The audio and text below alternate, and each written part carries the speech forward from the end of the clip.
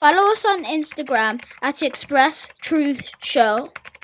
Welcome back, people. It's the Express Truth Show, making Thursdays great again. And before we do anything, big massive shout out to the Patreons, to the Spotify crew, to the Apple Podcast crew. However you listen to the show, man, big shout out. Keep listening. And if you're on YouTube, hit the like button. If you're on YouTube, comment. If you're on YouTube, share. We're on a mission. We're on a mission to break into the algorithm. You see what I'm saying? So people, help us on that mission. Now today, I'm alone. There's no Stephen, but shout out to Stephen. We've both been very, very hard at work, making the transition to a better production situation, which is very, very close now. Once that's finished, we will be back live and direct again. There will be live calling shows again, but with way better production value, man. We feel like, the production value is something that needs to be taken very seriously. We've been listening to the comments of, the supporters, and that's what we're working on right now. But people, it might be one of the most difficult things that we've ever did as far as this show, taking it to the next level. See what I'm saying? So I'm going to tell you it's straight, we're about 2 to 3 weeks away from that happening. And you see what I'm saying? And Patreons and everyone who's buying merchandise, people that just, everyone who is financially supporting the show, that's why this can happen. Let's not get it twisted, man. So it seems at the minute, like we're slacking because we're just doing one thing per week. But by the time that's done, we're in a much better situation that we can really do what it is we want to do. So we got a couple of things to discuss here today, and make sure you follow us on Instagram at Express Truth Show. So do that right now if you're not, at Express Truth Show on Instagram. And earlier on in the week, we posted we tweeted something out where we basically said that stop being triggered by these entertainers and personalities of black and mixed race, black and mixed race male entertainers and personalities that feel the need to publicly disrespect black women. We said stop being triggered. Now, I want to break this down, Now, we did say we would not speak about this, but I think that it's very important to talk about this and understand what's going on here. So, a lot of people, we're in an era now, where a lot of people want fame, social media fame, clicks.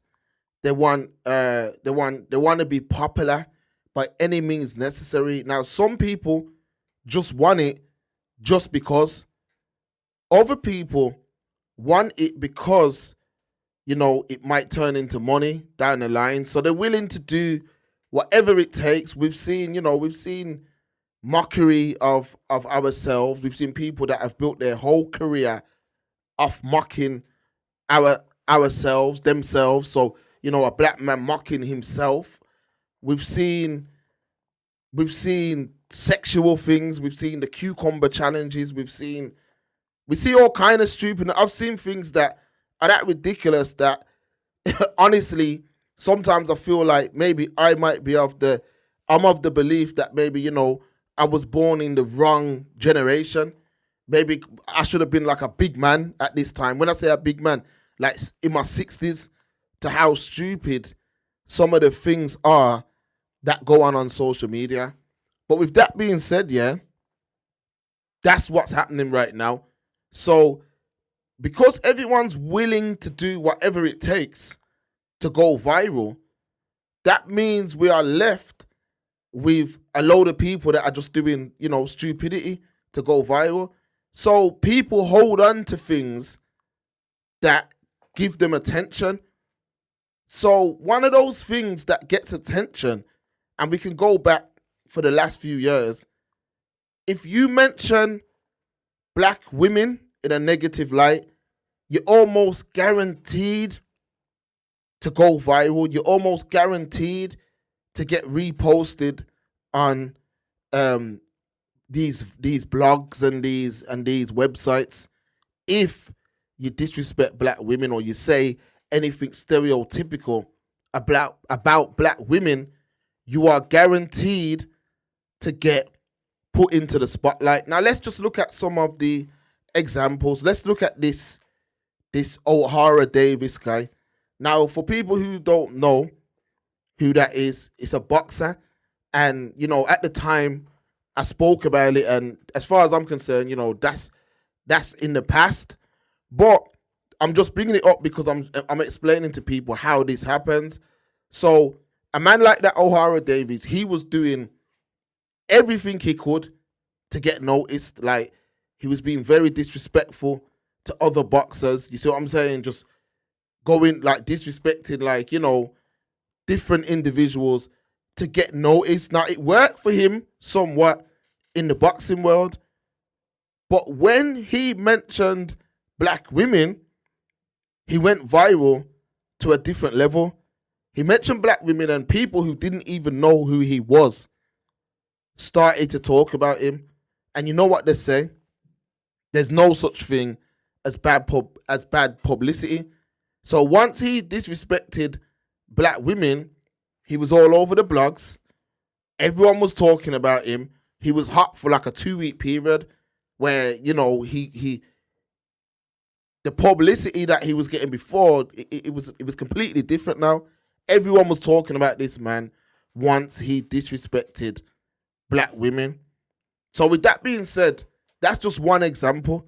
Another example, let's take it overseas now, was 50 Cent. Now, 50 Cent don't really need publicity like that. But at the time, if he didn't say that in that interview, no one speaks about that interview. See what I'm saying? When he said that, black women hate on him dating exotic females, so any females, I guess, that ain't black. So when he said that, that interview straight away goes viral. That's what happens. So people on a lower scale now are seeing that, you know what?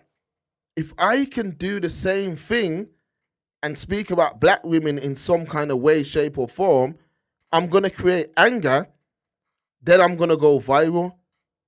So what you're having now is you're getting, guys who, now I have to say it straight, this little man of somewhat of a social media personality has, when I look into his background, this is a man who jumped into a washing machine and all kind of different things to go viral. Now, I'm not saying nothing's wrong with that.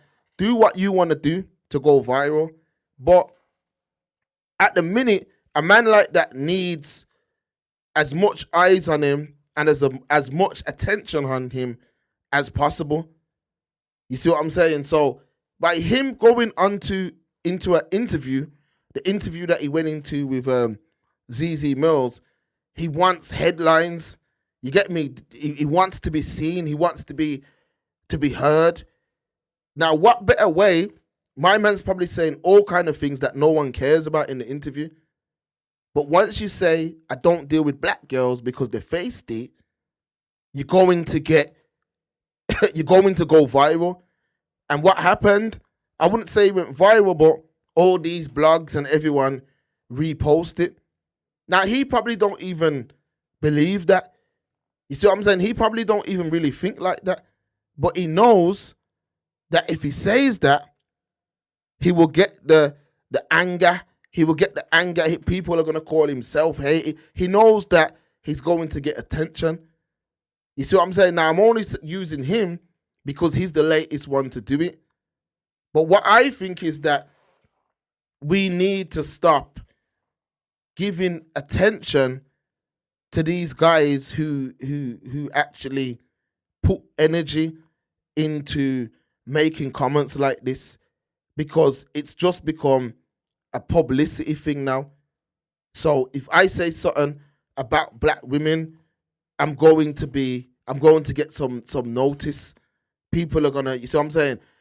And any other clips from that interview, they're not gonna post unless my man says that. You see what I'm saying? Once he says that, now they've got him in the headlines. So that's just what it is. And I just think, black women need to start ignoring these individuals. Like, it doesn't matter if he thinks black women are feisty or if he says black women are feisty. Just ignore him. And once you start ignoring these individuals, they'll go back to, jumping in washing machines and doing all of that and, doing whatever it is, getting caught on camera, giving oral to a girl or whatever it is. I could even be wrong, but that's what someone written here. I got it right here. I'm not going to, you see what I'm saying? But if that's what it is, let them go back to doing that. Just stop being, I think, like, black women need to stop getting drawn out by these individuals who are just looking for fame and reposts, because we can see that in this situation, he didn't really get the response he thought he was going to get. So based on that, he jumps out and now it's big up all my black sisters and all of that. But if it was really like a black sister type thing that he was trying to say after the fact, he would have never went on there and said that in the first place. He just knew, you see what I'm saying, that he could get some publicity. People are going to repost clips from the interview. That's how it is right now. I feel like we're in a stage where there's a lot of great UK platforms that I would say there's a lot of great UK platforms that are on the come up. There's a lot of UK platforms that are dominating the scene right now. And I feel like a lot of them, not all of them, a lot of them are going into these interviews and looking for, the headlines. And when I say the headlines, like the blogs, trying to get in the blogs, like what can we talk about to get in the blogs? And that's what's happening. And I think we're better than that right now in the UK. I think we got so much things going on here, things that ain't important and things that are important. There's enough serious conversation that we don't have to do that. So I'm just saying, a man like him don't need to do that anymore. Like, you don't need to disrespect. I know this is a mixed race man, but I feel like you don't need to disrespect black women to get noticed. I feel like it's played out now. So I'm saying it's played out now, and these guys are starting to look stupid. These guys are starting to look stupid now, and what is it? What I just don't get this obsession with putting down black women. I mean, what is it? I don't get why. What is this obsession with putting black women down? Why do we keep doing this? Why does it need to keep? If we don't give them the response that they're looking for, then they will eventually stop. That's what I'm saying. This is the first and last time that this will be addressed. But I just feel like, these individuals, they have to be more creative. They got to be more creative. If you're going into an interview, I feel like, in the UK scene right now, so much people are on the come up, and there's so much interview platforms and podcasts coming out that maybe it's time to start looking at media training. People need to understand how to talk. I keep saying this, like, talking is a talent. Being able to talk is not just, just because you got a mouth, it don't mean you can talk. being able to talk and hold a conversation and articulate yourself well is a talent. So if you're now, if to a message to these managers and promoters and whoever these people are, yeah, when an individual goes onto a platform, maybe he might need media training to be able to speak. See what I'm saying? If individuals, you might need media training to be able to speak and tell your story. But what happens when you're not able to speak and tell your story is you look for headlines, you're a headline fisher. You look for things that are going to have shock value. Now, the only thing you can really have shock value for really is things you do sexually and black people. That's it. You know why? Because you can't say nothing about anything negative about the LGBT. You can't do that. You can't say anything negative about, Jewish people. You can't say anything really negative about Asian people. You can't say anything negative about white people. Yeah? So the only people you can attack where there's no consequences is black people. Because all these other groups have got themselves a punishing system. That's what I like to call it. They're able to punish individuals that they feel disrespected by. Just to give you a bit of understanding on that, Wiley decided to, go against a group, and we see what happened there. He is punished. Now that group don't speak about the situation. We just know, my man's, he just banned off everything. Everyone stayed on what the Americans are calling it right now, on code. See what I'm saying? So in them other groups, once someone's disrespected, you're cancelled. There's not no conversation. There's not no debate. You are just cancelled and that's it. Whereas with us, see what I'm saying? You can say whatever you want, get the headlines, and these black blogs are actually going to repost this stuff to help further spread the narrative. And these are false narratives, by the way. Like, I'm fed up of, we as black men, we come from black women. See what I'm saying? We have black sisters, black daughters, black aunties. Some of us have black girlfriends and black wives and black fiancés and, see what I'm saying? Black grandmothers. You get my point? So, are you telling me that, I'm only using this guy, I know that he's from Coventry, yeah? Which is round the corner from Brum, where I physically am right now. So, if we look at, say, this little man now, yeah? I believe he's a mixed race. So, let's just say his dad's black, yeah? Is he telling me that all the women in his dad's family, so people like his dad's mom,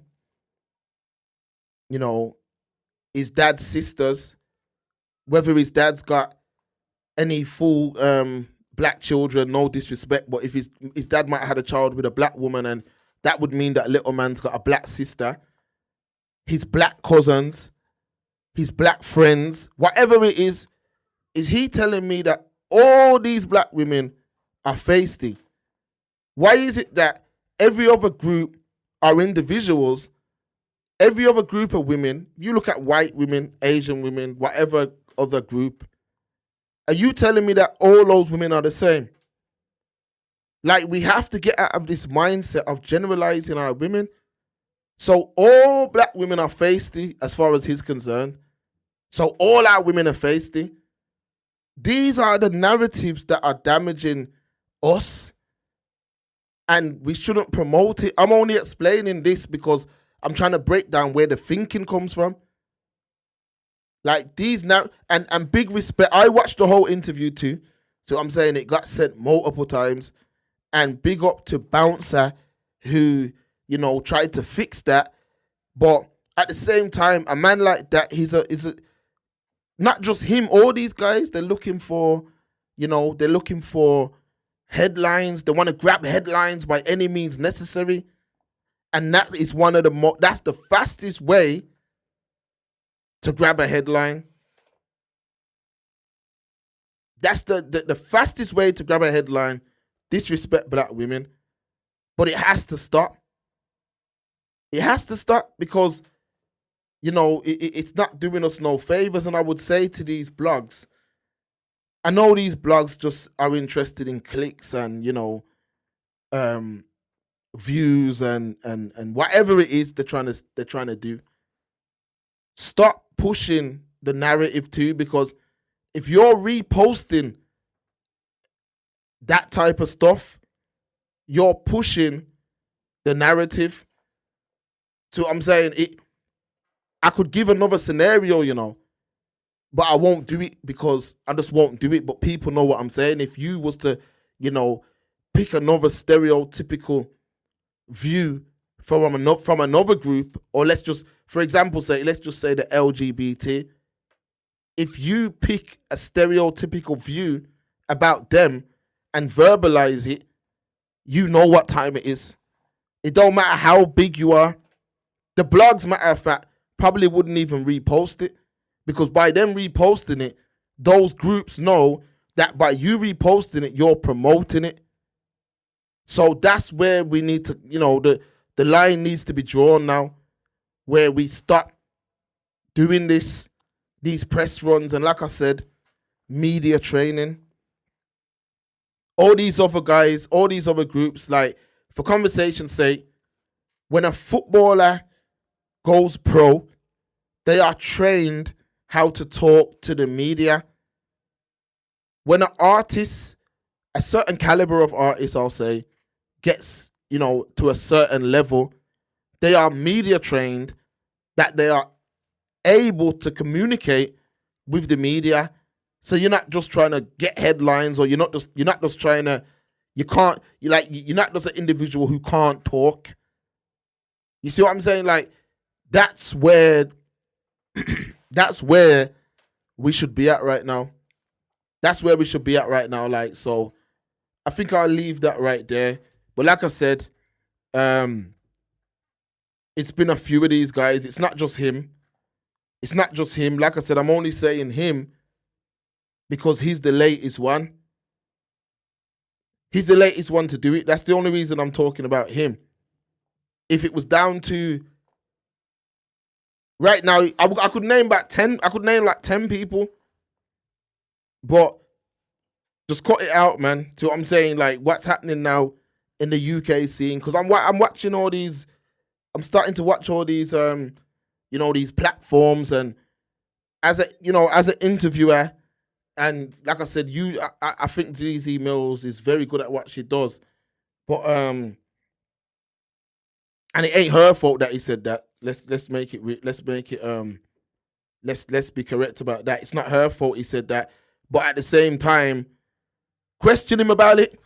If a man come on here, and don't get it twisted, when we unveil what we're unveiling and we take our thing to the next level, interviews is something that we are planning on doing. And so I'm saying, if a man came onto this platform and made a comment like that, he's going to have to explain himself. And, I'm going to break him down layer by layer, because I'm going to explain to him how dangerous it is to generalize people. You see what I'm saying? And that goes for any group. We can't generalize any group. Now, I understand that collectively, certain things are with that group. So certain behaviors or whatever, but this black women stereotype, it's not true. and we need to. It needs to stop that people are doing this to get attention. If he genuinely believed it, I'd have more respect. But I got no respect because I know he genuinely don't believe it. You see what I'm saying? So that's enough about that, man. So hopefully that changes and we see a difference. And like I said, again, last thing I'm going to say, if a man really feels that way, explain yourself properly. Give us examples. If you're in an English exam, yeah, you have to give an example for every answer you got. So that's how it should be in these interviews. Give us an example. Don't just say, all black women are feisty. Explain how you got to that thinking. And then the interviewer can now teach you why that's wrong. But if it's just like you're just a whore for views, or you're just running down views, then we can't respect that at all. So let's move into the next topic, man, swiftly. So this is one of my childhood favorite films, and we're talking about Coming to America. Eddie Murphy. I don't even know the other actors' names, but they're all legendary. See what I'm saying? But Coming to America 2 is finished, and Amazon have announced that they have brought the rights to the film, for $125 million. What comes along with those rights is Coming to America 2, McDonald's have got on board. Now, for those who watched Coming to America 1, if you remember, there was a restaurant called McDowell's. And the reason for them using that, I've actually been to that site. That's now an iconic site. And that is actually a McDonald's. But the reason why they called it McDowell's is because McDonald's did not want their, restaurant in the film at that time.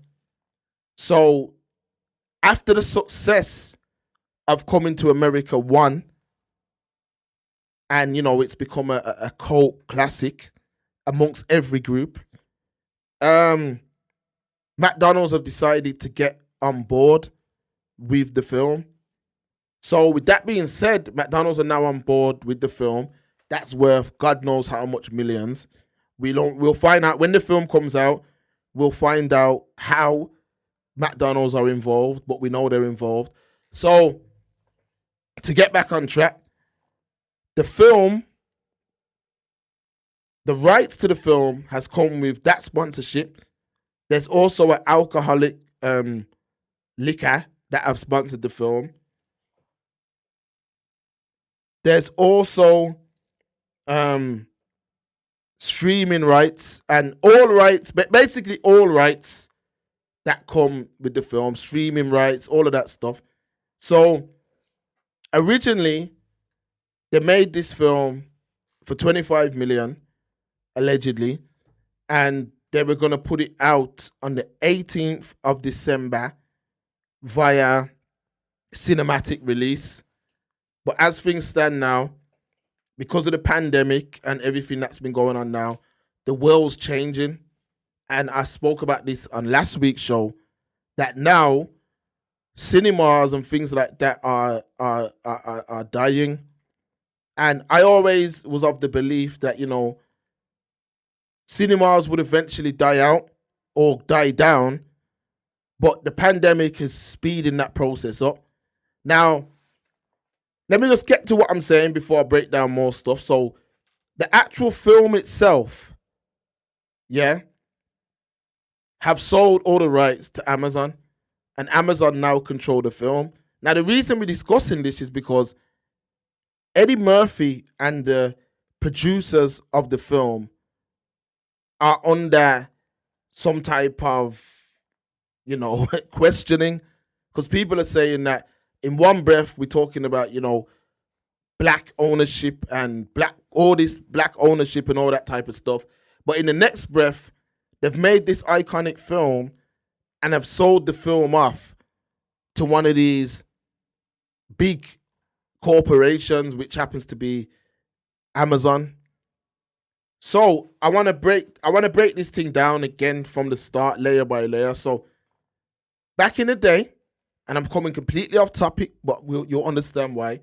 Back in the day, people used to buy CDs as and when.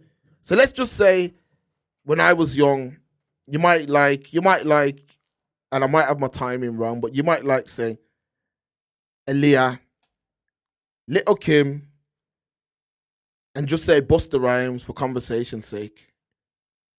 Now, they might release an album every 2 years.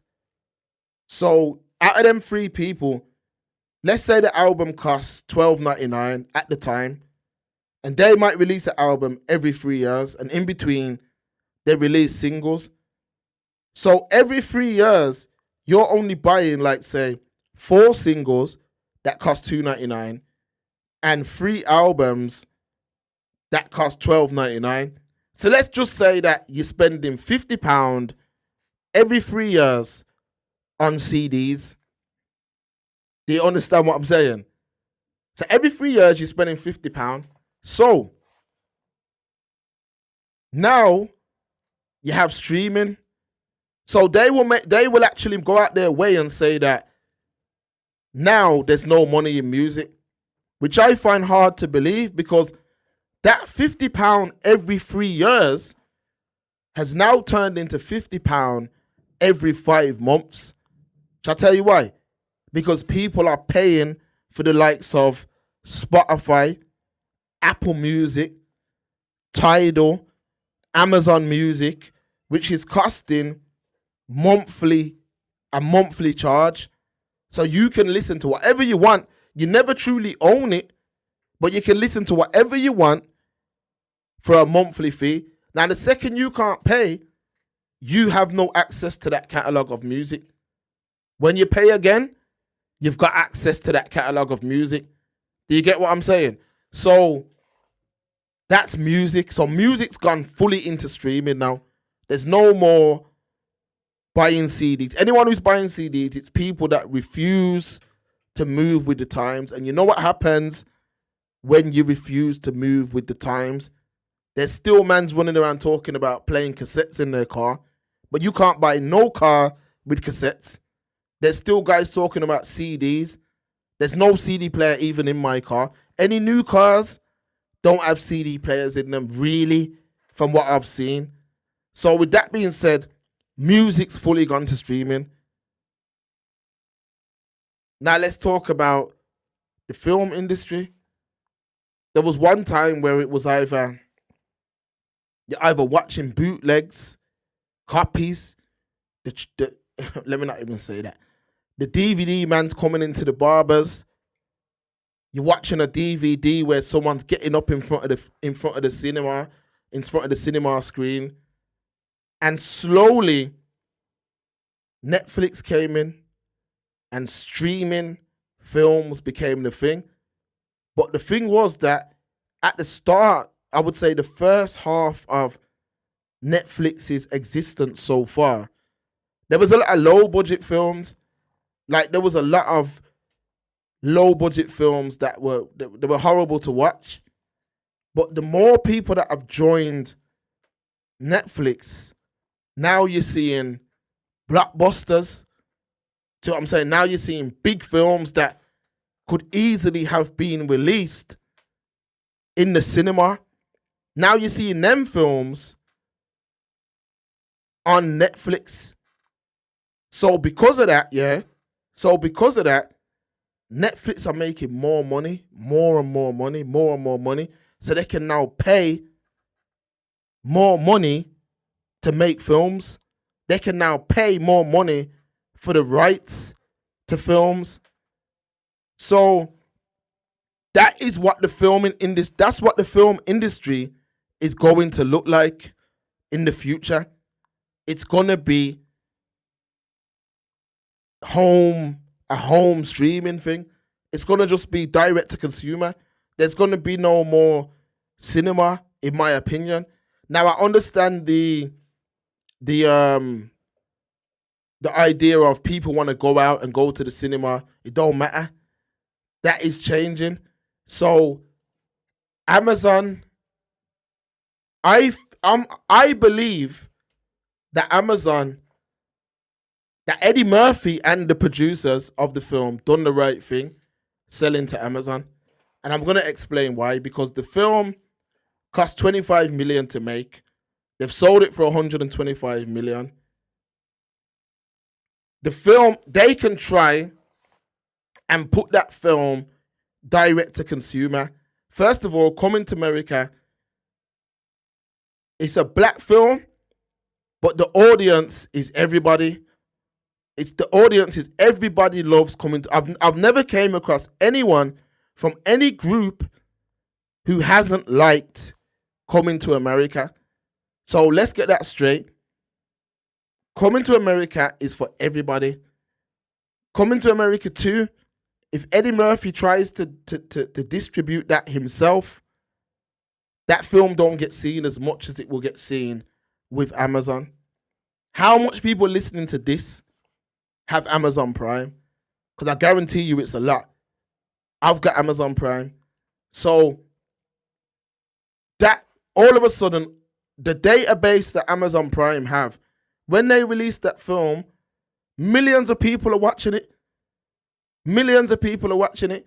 Now, down the line, whatever happens, Amazon now own the film. I understand that. But this is the best direction for the film, because if they try and put it out themselves, you don't want to complicate how people can view the film. So if you try and put the film on, like, say, Vimeo for £10 or whatever, $10, whatever it is, a lot of people ain't going to do it. You're going to get a lot of people that will do it, but it's going to be bigger with Amazon Prime because they've already got the database. They've already got, let's just say for conversation's sake, Amazon have 100 million people in their actual database, which I'm guessing it's more, but it could be even less. But let's just say 100 million. That's 100 million individuals, 100 million email addresses. When that film comes out, at the click of a finger, 100 million people can watch it. You see what I'm saying? So there's no, I don't understand, like, and I'm all for black ownership and that type of thing, but with a film like that, it's already established, it's already done, and because of the pandemic, a lot of these film companies and producers are worried because they don't know what's going to happen. They don't know if they can make back their money. A lot of films are feeling the effects, and what they're trying to do is hold back on certain films until the time's right that they can release it. And none of us know what the world's gonna look like after this, because what's happening is that people are now getting used to life like this. There's certain things that will never ever change. Things like travel will never change because people need to get around the world. See what I'm saying? Things like restaurants and that will never change. Gyms will never change. But when it comes to a cinema, it's a luxury, and people can get you. You know how much new subscribers Netflix would have had during lockdown because people had no choice. So if you're someone who only goes to the cinema and now you're stuck at home and you have to sign up to Netflix, what do you think? What you can get used to that? You can end up saying, yo, I can just watch Netflix every night. So now you're changing, even if it's only 20%, it affects the industry. So those people would have been converted to streaming platforms during lockdown. So guys that are making these films have no choice but to cut deals elsewhere.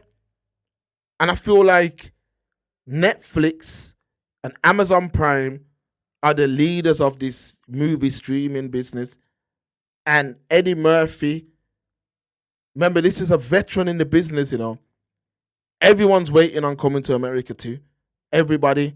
It's a very well anticipated film. So, you know, Eddie Murphy has to make his money back first of all. He has to make profit. He has to pay everyone. And then he wants the film to be a success. So I feel like, you know, we have to be realistic. So I'm all for black ownership and doing all of that. I'm all for that. But we also have to be realistic, people. And there was no other direction, I would say, that Eddie Murphy could have went into besides taking it to a streaming platform. And I feel like, you know, it would do, the movie would do very well by being distributed by Amazon, because everyone's got Prime. You're paying for it monthly already. Whereas if you try and sell it as a one-time thing, it might not work. Now, there's one other industry that hasn't quite yet converted, but I'm going to explain right now. And that's the gaming industry. I feel like the gaming industry is going that way too. That it's going to just be a monthly subscription and you can play games as much, whatever games come out, you can play them whenever and however, as long as you pay your monthly subscription. That's the way the world's going, people. Now, I know that PlayStation had a thing where you could stream old games, but trust me, they will be working on something that you will be able to stream old games for a monthly fee. It makes more money and it makes more sense. That's the way the world's going. The world's going to an on-demand way of life. Everything's going to be on demand in the future. What do you think podcasts are? Podcasts are the new radio. As long, like with this podcast right here, it comes out on a Thursday. As we know, making Thursdays great again. But you can listen to it whatever day you want in the week. You don't have to listen to it the day it comes out. It's on demand. So you fit it into your lifestyle where you can. Whereas if we was a radio show that come on, like, say, Friday 10 to 12, you could quite easily miss that every week. Whereas when things are on demand, you are able to watch and listen on demand. And that's the way the world's going, which is why Amazon Prime, when I say Amazon Prime now, I'm talking about the other side of it. Things are on demand. People want things now. They want things fast. That is the direction the world's moving towards. It's not a bad thing, but everything's going to on demand. And we have to understand that and move with the times. Simple as. We got to understand that and move with... We have to understand that and move with the times. Everything's on demand. Everything. So that's that, man. So people, it's not really a full... We're going to be about, what? We're going to be about 10 minutes less today. But believe me, man, I just want to make it clear. All the Patreons, man, thank you for sticking around with us and waiting to see what it is we're doing. But we're trying to just take this thing to the next level now. And in order to do that, it's taken a lot of work, a lot of time. See what I'm saying? And when we get there, it's going to be worth it. But we have to be able to do things properly. Like, there's so much platforms popping out of the woodwork, and they're doing things the way it's supposed to be done. Multi-camera angle setups. See what I'm saying? Everyone's using the proper equipment and stuff. And these things have to, in order to move forward like that, you have to do it properly. And I feel like, Express Truth is some of the best content out there. So it has to be presented properly.